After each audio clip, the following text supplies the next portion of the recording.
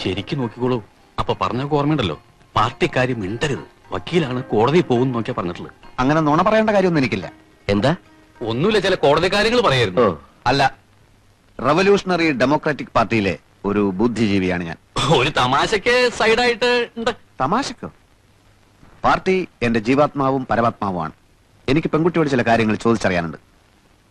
അധ്വാനിക്കുന്ന തൊഴിലാളി വർഗത്തിന്റെ മോചനത്തിന് വേണ്ടി തോളോട് തോൾ ചേർന്ന് പ്രവർത്തിക്കാൻ തയ്യാറുണ്ടോ?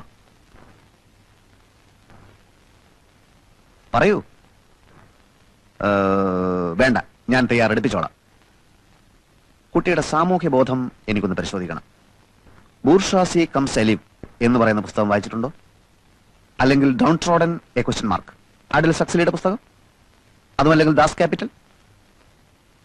എന്താ വായനാശീലം ഇല്ലേ? അതൊക്കെയുണ്ട്. മംഗളം വാരികയിലും മനോരമയിലും വരുന്ന മിക്ക നോവലുകളും ഇവിടെ ഞങ്ങൾ എല്ലാവരും വായിക്കാറുണ്ട്. അത്രേ ഉള്ളൂ.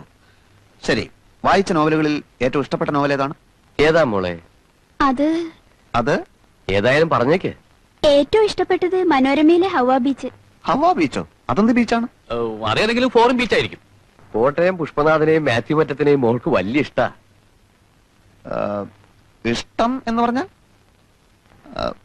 അത് സാരമില്ല.